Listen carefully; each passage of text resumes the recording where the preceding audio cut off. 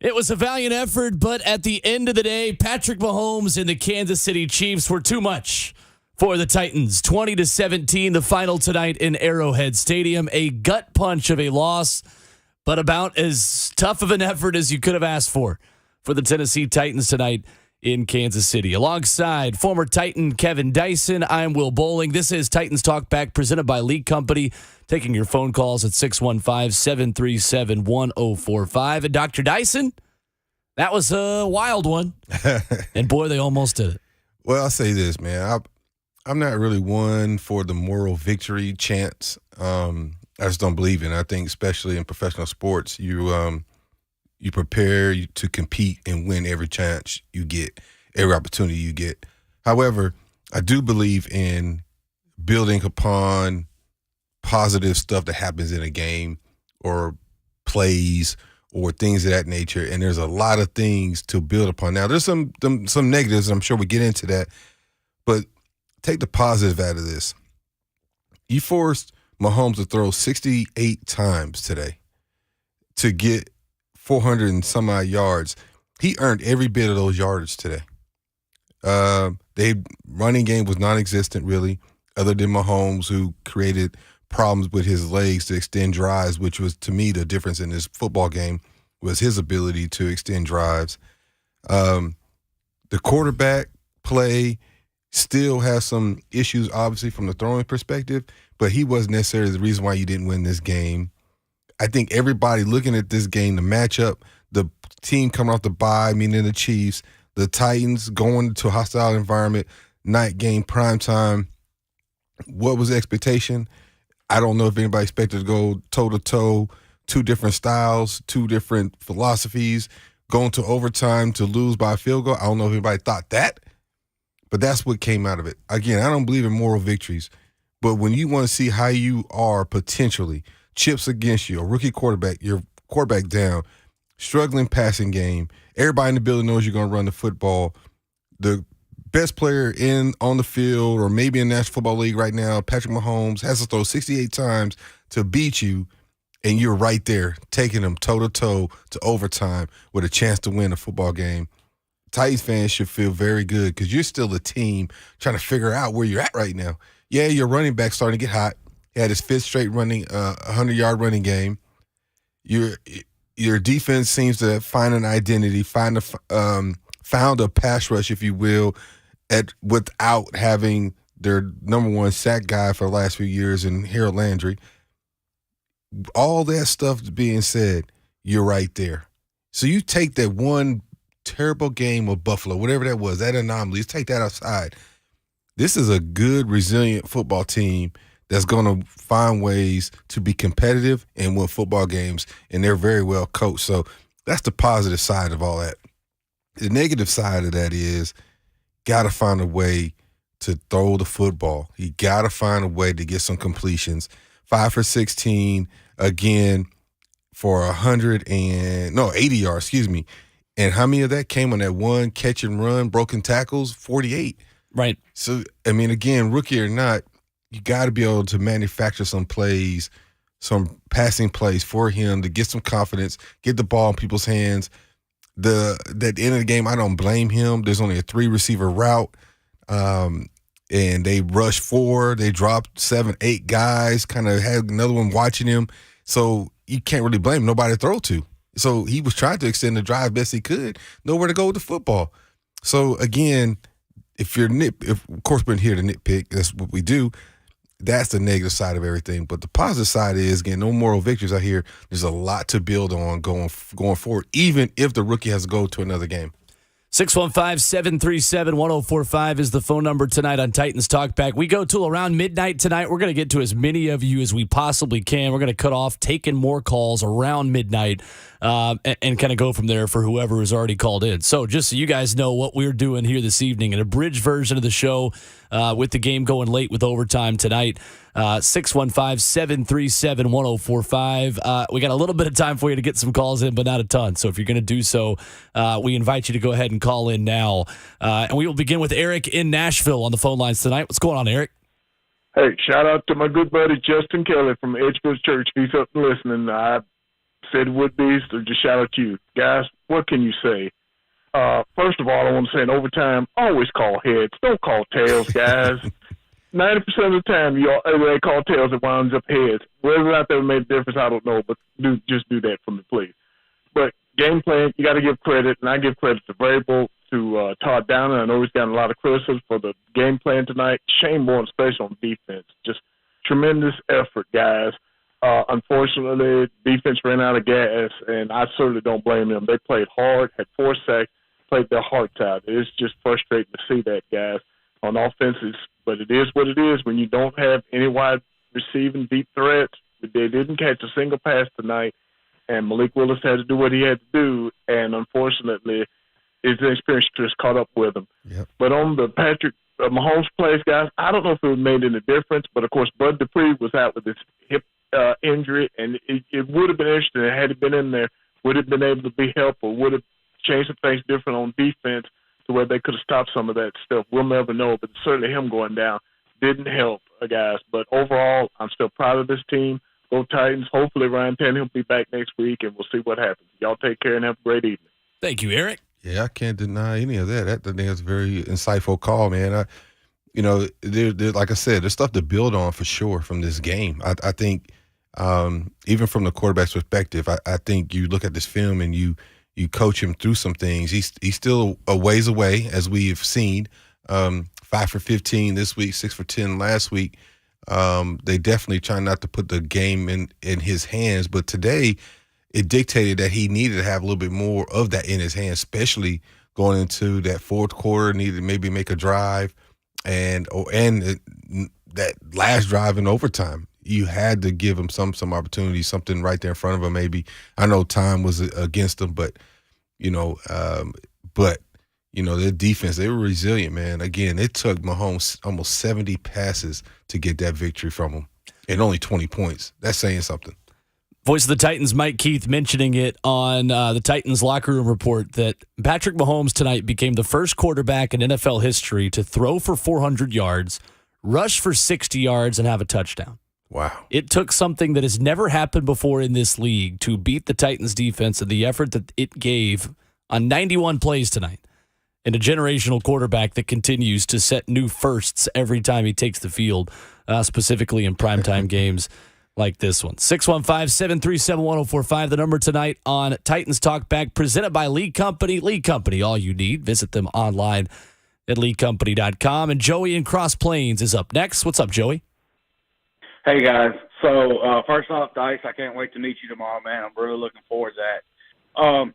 Second off, so I am blind, so I can only go by what the coaches, what Coach Mack and Mike Keith say. But, man, it seems like to me the left side of that offensive line is just some straight-up garbage. And, dude, our receivers, it's pitiful that our leading receiver was a tight end. These receivers can't get open, and the one that was open was Conley, and he lets it bounce off his hand. No wonder he was on the practice squad and being able to be picked up. Man, and I'm also, I know it's early in the season, but I'm one of those that, I never say fire a GM or whatever during the season, but I think it's time we take a real hard look at J-Rob for his talent on getting scouting receivers and stuff, because this is ridiculous that we've only had Malik went 5 for 15, and that they're not letting him. I think they should have let him do like his college, 1 or 2 reads and let him run. Even with the spy, I think he could have beat him and everything. But they're not letting him play the game. And he even said that, I'm just doing what the coaches tell me. When Blaine on the pregame show said, it's different when you're out there on the field. You got to go by instincts. And it seems like they're just trying to cage him and not let him do his thing right now. Thank you, Joey. Well, I will say that the play calling part of that and having Malik either run it or have one read has nothing to do with the general manager. Yeah. And the 2 wide receivers your general manager just drafted are injured right now, and they were open. They just didn't catch the football. Yeah. I mean, Chris Conley had a huge drop, and NWI had a huge drop. They just dropped it. Yeah. And again, there was a couple opportunities. You got to help a young quarterback out. You got to make a play. Sometimes you got to, even in tight coverage, there's going to be opportunities where you're wide open, and that's expected. You need to get open. But when it's tight covers like that, you have to help your young guy out. And they missed a couple out here today. But even still, I still feel. Look, I look at that last series. I'll just go back to the last series, the thing that's most recent, where they only had 3 guys out, and they pretty much went vertical. Tight end screen to Jeff Swaim, the call there. You know what I mean? And is that the same play call if Tannehill's in there, or is that a Malik Willis call? To me, Right. that's a Malik Willis call 100%. because of the inexperience and the uncertainty of his processing right now. How is he processing the defenses, what they're doing? Does he know situational football? He may know situational football from college. It's vastly different. Even the hash marks and numbers are different, and how they're utilized in a 2-point and in a 2-minute situation, and how you utilize the field to get out of bounds, and how to change, even how the clock moves from 25 to 40 seconds, and it continues on first downs. You got to get up the clock. The urgency is a little bit different. You know, in college football, you get a first down, it stops when they get the football until they plant the football, get the change movement. By that time, you have plenty of time to get a play in. Well, the National Football League, you don't have that luxury. The clock is still moving, so time is of an essence. So I wonder if a lot of those play calls are a direct result when you're keeping 5, 6 guys in to block, and maybe sometimes even 7 because they only had 3 guys out.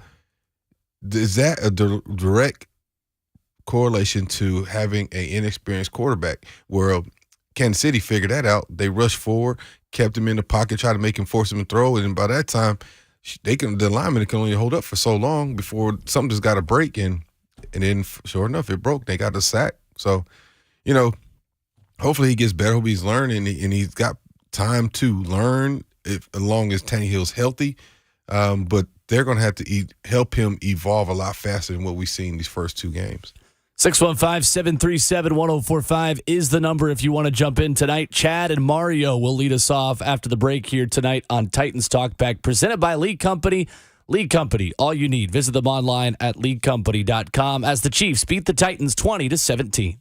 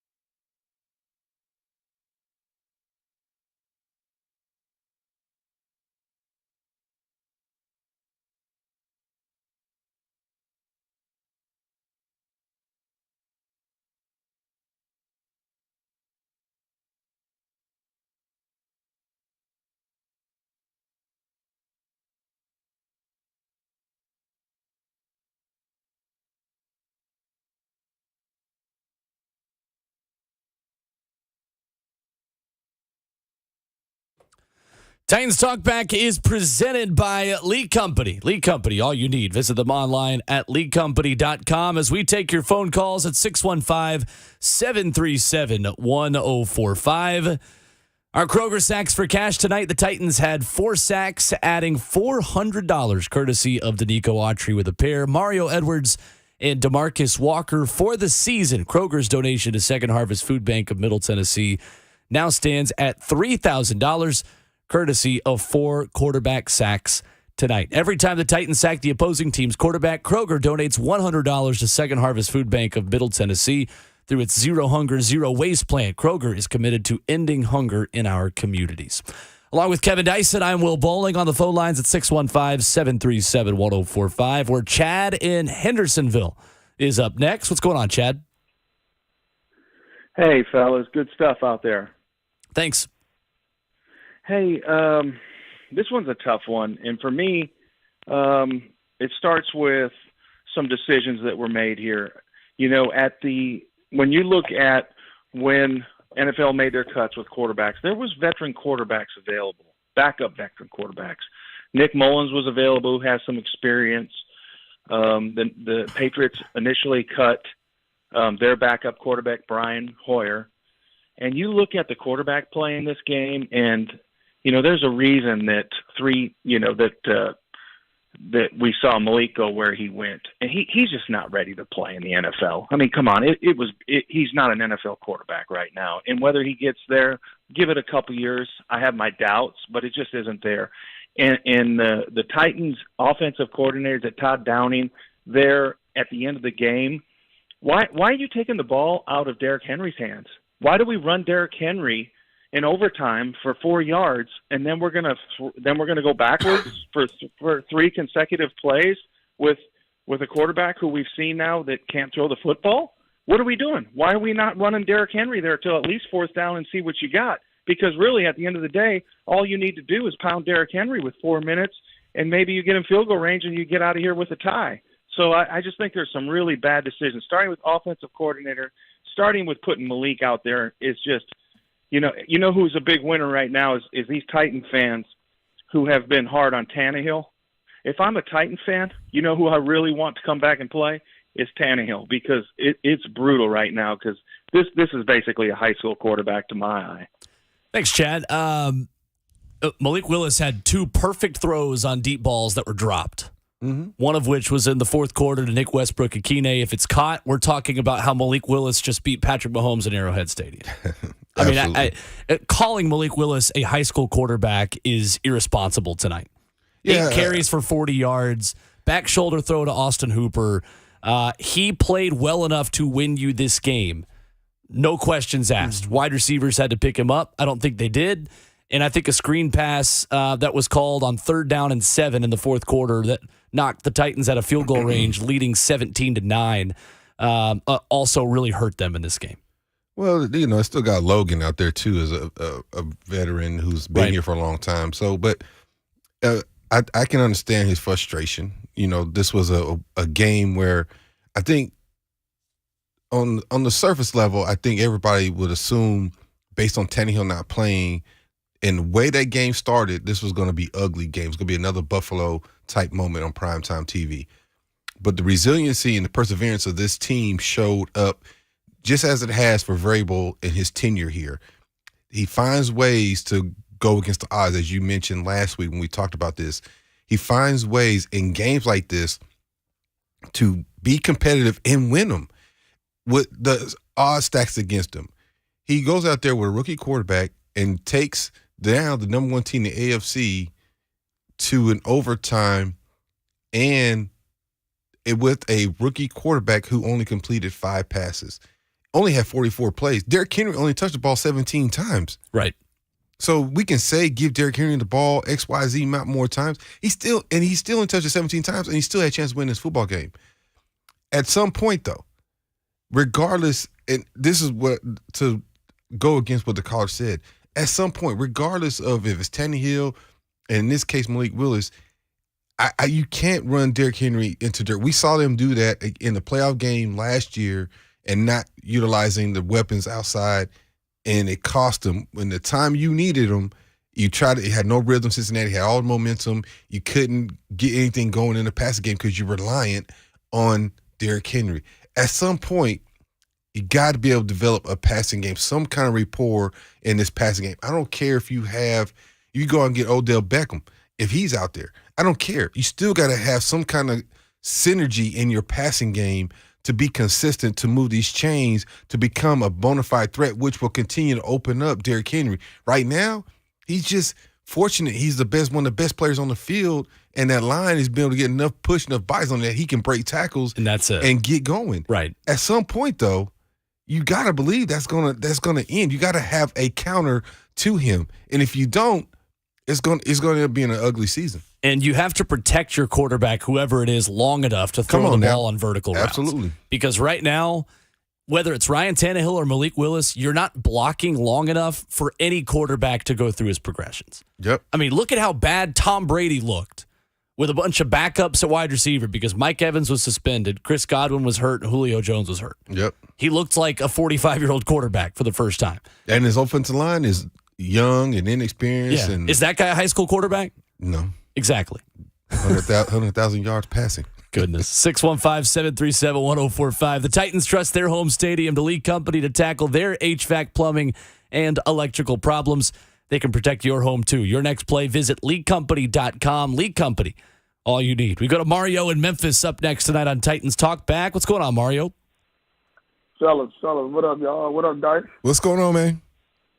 Hey, man, look here, man. I think that guy been up too late or something, man. He called the guy a high school quarterback. This is totally disrespectful. But anyway, though, look, I blame these problems that Tennessee is having. Y'all, we got to bring John Robinson to the front of the congregation. We got to.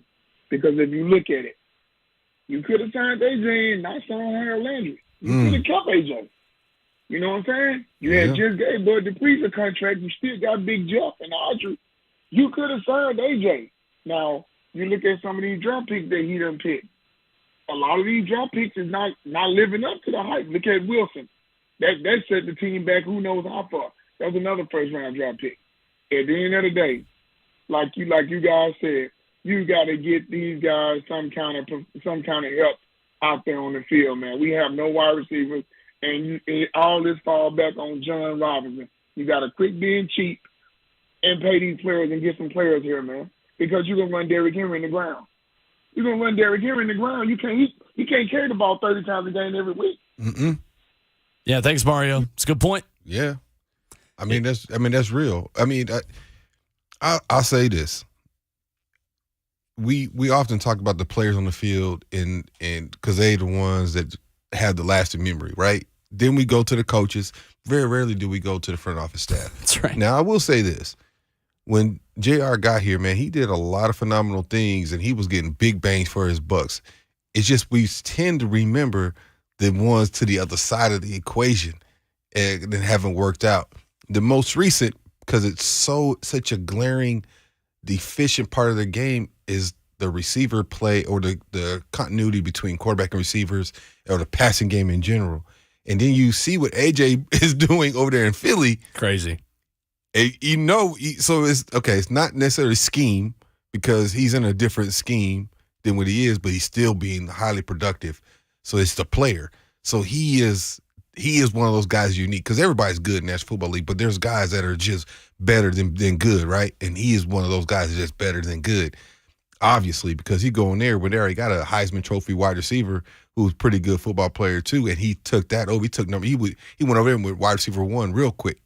And look at what they are. They're not, 8-0, 9-0 now? So yep. Undefeated. Only undefeated team left. So, not to take away for the guys that are in there now, they're just not, they're solid football players. They're not game breakers. And having a rookie quarterback, does that necessarily hamper him? Probably does a little bit. He needs it. But I will say this, again, trying to be the half full guy. The tight end stepped up today. Sure did. They made some plays. Sure did. That bodes well for the future. That gives me a little confidence in somewhat of a collective receiving corps because Hooper and the guys are stepping up from a pass-catching perspective from a tight end position. Now you need to get that same kind of productivity from the receivers. I mean, how many targets today that Woods got? What did he get? 1? 2 targets, no receptions, no yards. Titans receivers today were targeted 5 times and had 0 catches. It's hard to be productive as a receiver and the ball's not coming your way. I'm just being real. It's impossible. It's hard. And then you look at Kelsey, 17 targets. Smith-Schuster's 12 targets. Crazy. Kelsey had a bad day where he was throwing his helmet and he had 106 yards. Come on, man. 17 targets. If you throw the ball at me 17 times, I promise you I'm going to get at least 10 catches. That's what he got. And he dropped one right into Roger McCreary's hands. But Come on. That's right. 615-737-1045 is our number. Titans Talkback is presented by Lee Company. Lee Company, all you need online at leecompany.com. More of your phone calls when we come back as the Titans fall in overtime 20-17.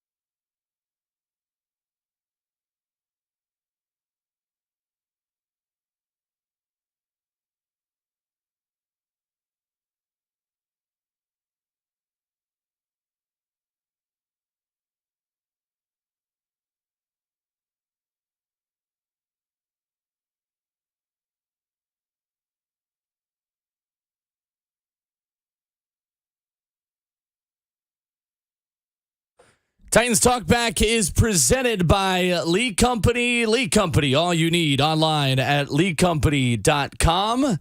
As we take your phone calls from a heartbreaker in Arrowhead Stadium, the Chiefs get the win over the Tennessee Titans 20-17. With Dr. Kevin Dyson, I'm Will Boling. We go to Jeremy in Austin, Texas, calling in with us next. What's going on, Jeremy? Hey, guys. How y'all doing? Good. All right, man. All right. I don't think we got anything to hang our hats about. We went toe-to-toe with arguably the best team in the AFC with a rookie quarterback. And I think we fared pretty good. That defense is really, really good. Yeah. I agree. Thanks, Jeremy. I think you're right. And Andy Reid said as much after the game, said, I think that defensive line is special. Yeah. Defensive line that was missing Bud Dupree with that nagging hip problem that kind of popped up at the end of this game again. And, obviously all season they've been without Harold Landry. Yep, I was just about to say, and you're missing who was supposed to be your best pass rusher. Right. Big Jeff, again, Aaron Donald, because he's done it longer, 3-time defensive MVP, is number one interior defensive lineman. Big Jeff's got to be number 2. I don't know if anybody's better in the National Football League right now inside. Yeah. He's destined to be a perennial Pro Bowler, All-Pro guy for the remainder of his career. That's kind of impact he has from the inside position right now. He's having a better season than Aaron Donald has this year. I know. He's impacting the quarterback in a big way and is certainly becoming a game wrecker in all phases of the game that you can be as an interior defensive lineman. There's no doubt about that. Up next, we go to Matthew in Mount Juliet on the phone lines. Hello, Matthew. Hey, gentlemen. How you doing, man? Hey. I'm doing well, KD. Thank you. Let me preface my topic by saying that Chad there a minute ago had a very legitimate point. I have a tendency to agree with him, and your rebuttal on him had some legitimacy to it too, or a lot of validity. We're up 17-9 coming into halftime. I looked at my buddy and I said, you know what? If we get 2 field goals in the second half, we got this. We got this game. Okay, that would have put us at 23-9 at the time without Casey scoring. Malik Willis got that deer in the headlight look. He was a rookie. It's the second game. I get that. How long has Logan Woodside been with the team?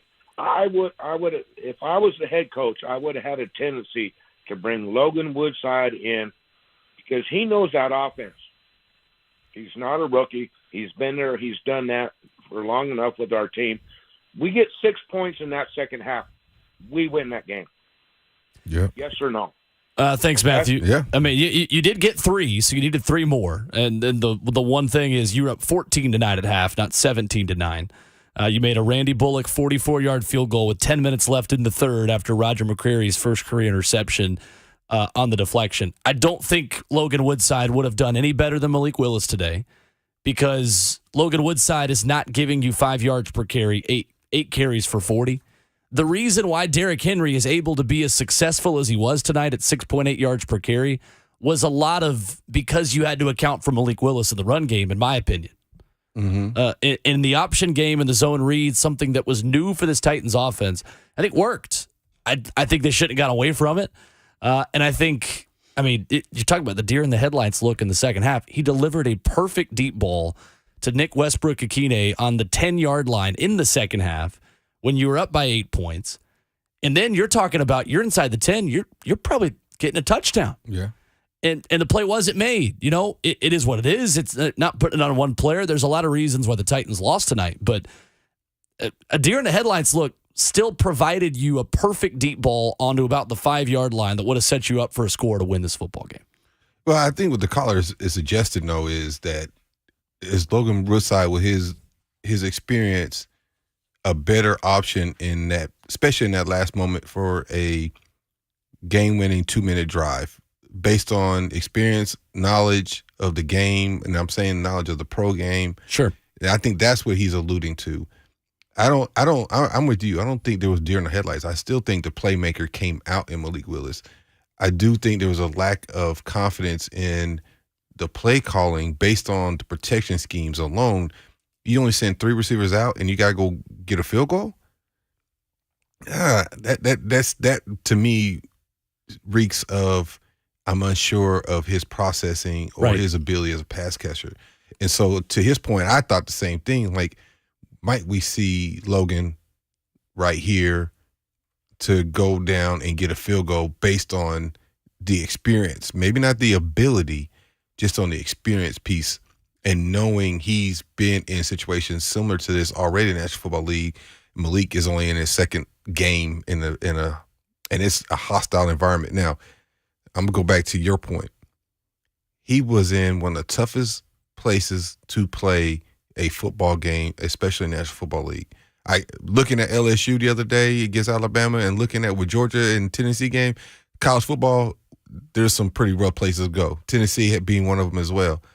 But as far as pro games concerned, going to KC and playing in front of that crowd, that was it. That's one of the toughest moments, and especially at that critical juncture in the game. Mm-hmm.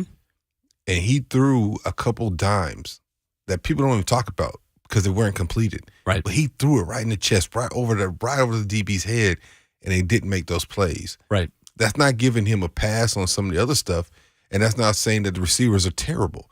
But you have to help your young receiver out in that. So that was instilled in me when I got to college, my receiver coach. When we got young quarterbacks in there, y'all had to make plays. You're gonna have to do something. You had to be extra today. You got to help the young guy out, and that was the opportunity he missed. But to the caller's point, I see what he's saying. In that instance, would Logan have been a better option based on the experience level of him have been in the league a few years compared to what Malik is right now at this juncture in his career? Because the play calling suggested that they're still uncertain about his ability in those moments. And we're going to break again, but I think the difference was last Sunday, Malik Willis looked uncomfortable running Ryan Tannehill's version of the Titans offense. I agree with that. Mm-hmm. In the first half today, Malik Willis looked comfortable running Malik Willis's version of the Titans offense. Mm-hmm. And then as the Titans got more conservative, it switched back to Ryan Tannehill's offense. Didn't it, though? It became a lot more conventional, predictable. The screen passes, the tight end screen on a critical play in overtime. It just wasn't as dynamic. And yes, the drops affect that. It was not as dynamic. And credit Steve Spagnuolo and that defense for adjusting and loading the box and forcing the Titans to probably make some checks that we don't even know about. Right. But that didn't look like the same aggressive, dynamic offense to get Malik Willis out of the pocket and on the move that it was in the first half. To your point, because they went pistol, they did a whole bunch of things in the beginning, right? It looked like Greg Roman and the Ravens. It did. And so what it makes me think is once you got that lead, and our defense is playing well, unless we have to come out of this conservative mode, they're just going to try to burn out this clock. We're just going to try to get out here with a victory. Because even the response of Vrabel after the game, it wasn't his typical, I'm pissed off because we lost. It was, I'm mad we lost, but we almost stole that one. Right. That's what it seemed Certainly like. Was. We almost stole that one. So I think, like, again, I'm not one for moral victories, but there's cases in here where you can say, man, we almost came in here, the car stacked against us and stole a victory in an overtime game in Arrowhead. Man, we're going to be all right. And I guarantee that's what he's thinking. Right.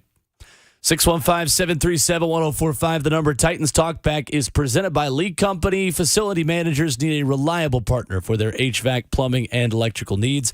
They trust League Company's 24/7 service and their team of experts. Your next play, visit leaguecompany.com. League Company, all you need. Riley leads us off on the phone lines when we come back as the Titans fall to the Chiefs 20-17.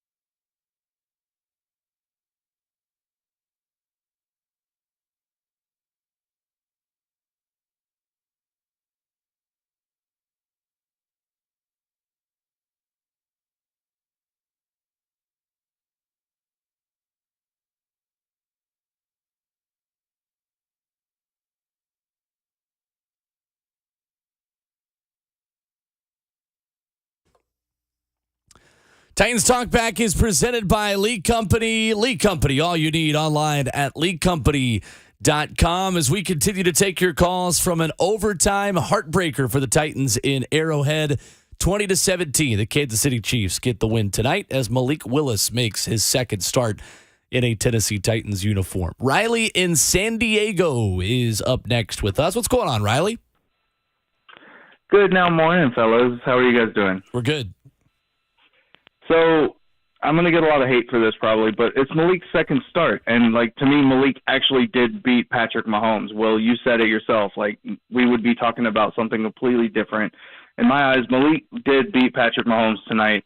I can't wait for Mac Talk to talk about the officiating for this game and some of the bad missed calls. Mr. Dyson, you could probably agree that, to me, Malik actually looked a lot like Steve McNair in the very beginning when the Titans first formed up, especially with the run and the run-pass option with the Malik running and Derrick Henry running. Their defense just wasn't prepared for it at all. Thanks, Riley. Yeah. One thing I'll say about with Mac, with his progression, one thing he became very astute at was the play-action game. The league was different back then, right? It was more pro style, grinded out, first, second down, throwing third down. It was more of that. Running backs were at a premium. Now they're you're lucky if you have a good one, so to speak, because now everybody's looking for a receiver to throw for 4,000, 5,000 yards in some cases, and they're putting the ball up 60-plus times a game. But Mac became very, very strong in the play-action game. And once that developed, he started developing his mid-range game, curls, digs.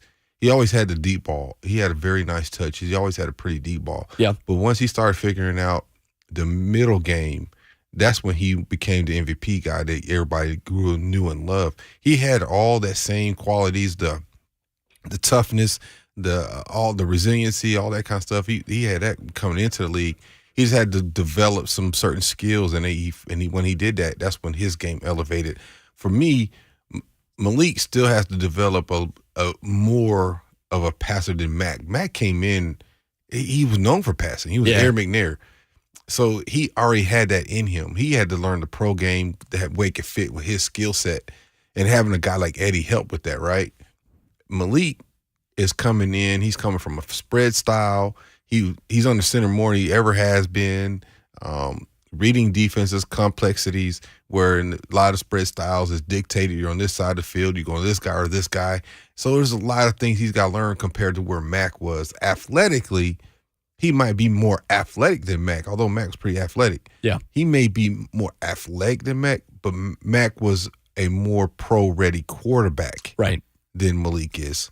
And offenses weren't run like Liberty's offenses with Hugh Freeze for Malik Willis either when Steve McNair was playing at Alcorn State. Right. I mean, it was not the offenses had not gotten close to progressing to the point of where Hugh Freeze's is now. Not to say one is more complex than the other. And actually, one is simpler than the other. Malik Willis's offense at Liberty was much simpler, I would imagine, than what Steve McNair was doing at Alcorn State. Right. When you simply have Hugh Freeze telling him, all right, see that guy over there? If he's not open, run. Yep. Every single time. Mm-hmm. Malik Willis has to go through those steps and through those progressions, and it's why I think we've been consistent that 2024 has kind of been the ideal ETA for him, for Malik Willis. I mean, Ryan Tannehill is, from what we've seen, going to be your starter in 2023 again.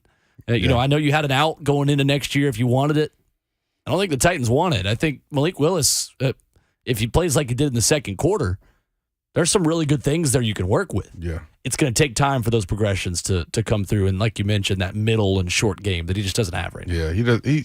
And again, some of his play calling too. And I keep 100%. Saying that just a simple throw him a hitch on the outside or something. I hadn't seen a whole lot. Just double slants. I hadn't seen a whole lot to help him just get some kind of rhythm or confidence about throwing the football. And maybe they just have that lack of confidence in his ability that they don't even want to throw that. I don't know, because I think he has some ability. Obviously, you won't get this far. You're not the third quarterback taken in a draft without ability. Right. But it's almost like the chicken and egg concept.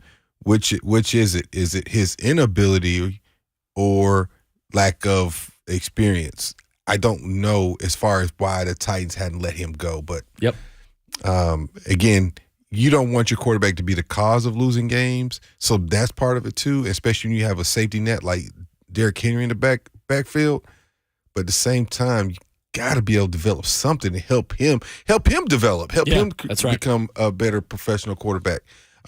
But I'm with you. I just don't see, based on where we're at right now, he's had to grow leaps and bounds. And the only way to do that is experience. You grow better playing. Right. But for him to be called the starter next year, there has to be a lot of growth going into the rest of the season and an off season for me to say, oh, he's ready to take the helm. 2 more calls in our final segment when we come back. Notice I didn't say anything about the officiating because I've got a show in 5.5 hours, and I would be here until probably that show starts. If we talked about the officiating, we'll wrap things up coming up next. Titans Talk Back, presented by League Company at 104.5 The Zone.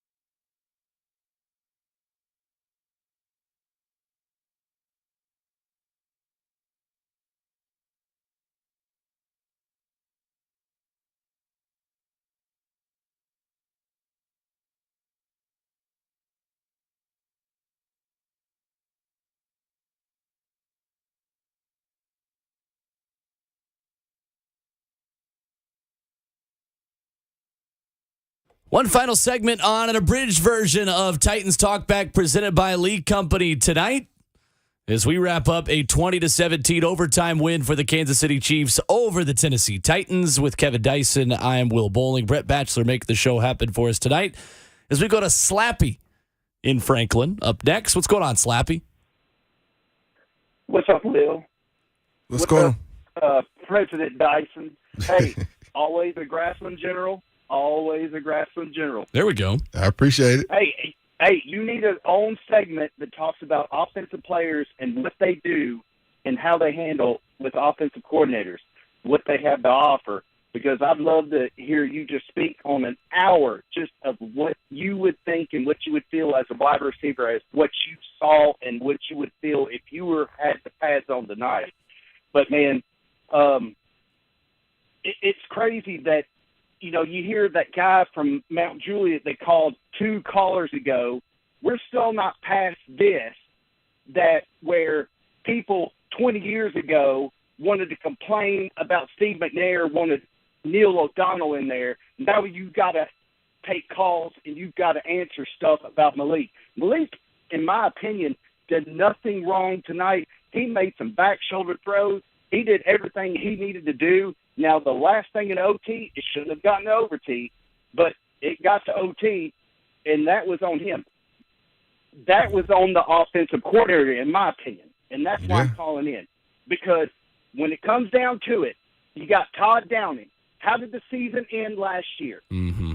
The offensive coordinator let everyone down. That was on Todd Downing. The way you're 1 seed and the way he let them down, and then you had the lead. You had everything going. Why not give it to King Henry 2-3 times and mix it up with Malik? You got to get creative. Just work with what you got. I mean, Coach Freeze could have called plays better than Todd Downing tonight if we want to go back. For all you other people out there that are calling and want to disrespect and want to talk down and want to disrespect Malik. It wasn't on Malik tonight. That was on the offensive coordinator. This defense is elite. This defense did not deserve this outcome tonight. And if anyone out there hears this defense is going to carry this team. They're going to be fine. Man. Thank you, Slappy. Appreciate the call. I agree with him, but here's my but. He's right. Yep. Except there was a couple of incidences when we keep mentioning when you as a receiver, you do have to step up. Could they have had better play call, maybe helped them out? Absolutely. Could Malik probably read a little better? Absolutely. Could they protect a little better? Yes, probably so. All the above. But there's a couple opportunities there where you got to make those plays. Now, I'll be devil's advocate for those receivers. Man, it's hard when you've been out there running around all day and you get one opportunity, man, and your timing's off, and that's a hard play to make. For sure. But as I go back to, you're only getting that one opportunity, so you got to make the most of it. So if it's a catchable ball, it was a tough catch. You got to make that play. That's going to help a young guy. It's going to help your team out. And then that you don't know if you can get another opportunity. As it looked like, as it would be, that was your only opportunity, and you missed out. So sure was. But that made a big difference in this game. Probably so, the way it was going. But we'll never know. We go to Scott in Shelbyville, the final word on the phone lines tonight here on Titans Talk Back. Hello, Scott. Hey, Scott, you with us? Yeah, I'm here. Sorry about that. Yeah, I know it's the last call and it's getting late and everything like that. I wanted to see, and I think the coach kind of made a veiled mention of it on his comments after the postgame, but I am so sick and tired of them wasting a roster spot on Dud Dupree, and it is D-U-D Dupree. The guy just is not physically capable anymore of finishing a game, and there's no sense in wasting a roster spot on him. I mean, when he's in there, he kind of dances around a little bit trying to get close to the quarterback, never really gets there. He's probably got 2 or 3 sacks the whole time he's been here. It's just, whether you've got to get somebody off the practice squad somewhere, bring up somebody, there's no point in wasting a roster spot on a guy who cannot physically capable of finishing the game anymore.